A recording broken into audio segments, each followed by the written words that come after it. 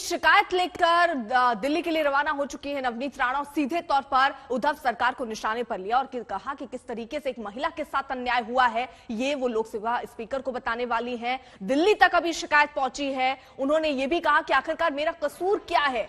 Bell रद्द होने का इस बीच आपको बता दें खतरा बढ़ता हुआ भी नजर आ रहा है, क्योंकि उद्धव सरकार की तरफ से साफ तौर पर कह दिया गया है कि जो शर्त रखी गई थी जमानत को लेकर, उस शर्त की अवमानना, कोर्ट की अवमानना उन्होंने की है और इसको लेकर कोर्ट के पास एक बार फिर से अपील करेगी सरकार।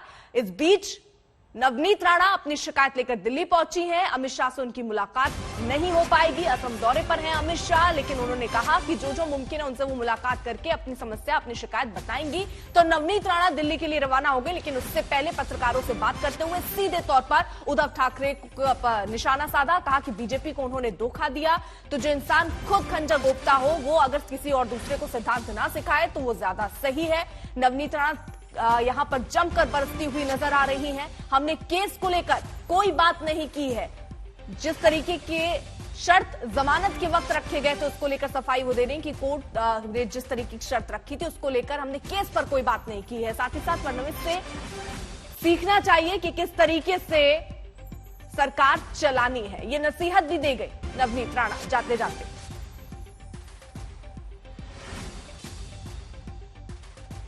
पंकज उपाध्याय हमारे साथ हमारे सहयोगी इस वक्त जुड़ चुके हैं। यानी पंकज, एक बार फिर से उनके तेवर वैसे ही है, लेकिन खतरा अब उनकी जमानत रद्द होने पर है, क्योंकि ये कहा जा रहा है कि जो शर्त है, उद्धव सरकार ये कह रही शर्त जो कोर्ट ने रखी थी जमानत के वक्त, उसकी अवमानना, कोर्ट की अवमानना सीधे तौर पर सरकार की तरफ से कहा जा रहा है।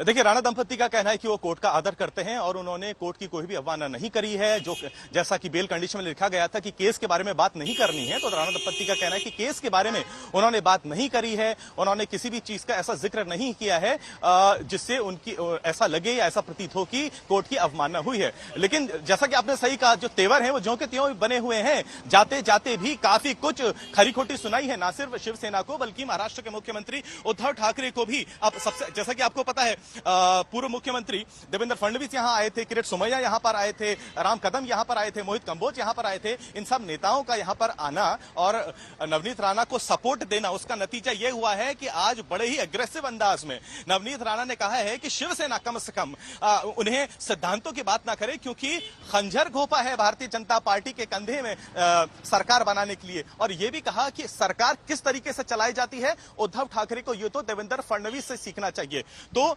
नवनीत राणा की पॉलिटिकल लाइन यहां से कैसे जा रही है ये तो अब समझ में आ ही रहा है। अब उनका यह भी कहना है कि वो दिल्ली में जाएंगी, उनके जो अधिकारों का हनन हुआ है उसके बारे में वो आवाज उठाएंगे। तमाम वो नेतागण जो महिलाओं का सम्मान करते हैं उनके समक्ष वो जाके अपना केस रखने वाली है। उन्होंने ये भी कहा है कि वो प्रधानमंत्री नरेंद्र मोदी से भी मिलने की कोशिश करेंगी, रिक्वेस्ट डालेंगी और अगर समय मिला तो शिकायत उनसे भी करेंगी। उनका कहना है यहां उन्होंने शिवसेना के नेता संजय राउत के खिलाफ भी मामला दर्ज कराया है, लेकिन मुंबई पुलिस ने अभी तक कोई एक्शन नहीं लिया है। इसलिए उनका कहना है यहां पर उन्हें जो फेलियर हाथ में लगा है, इसलिए अब शिकायत वो सीधे दिल्ली लेकर जा रही हैं। तो जो ये कंट्रोवर्सी है हनुमान चालीसा के ऊपर और जो एग्रेसिव स्टांस है राणा दंपत्ति का, वो तो कम होते नजर नहीं आ रहा है।